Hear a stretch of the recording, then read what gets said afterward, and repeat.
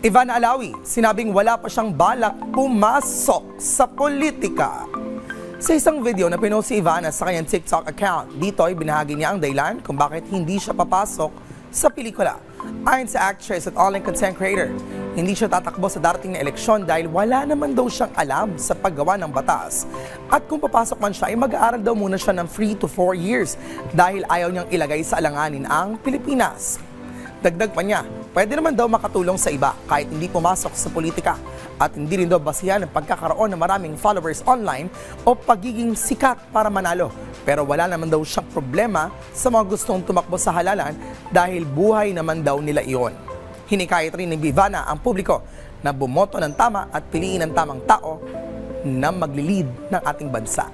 Nagbigay rin siya ng mensahe sa mga tatakbo na sana ay maging dedicated sila sa pagtulong at huwag maging makasarili.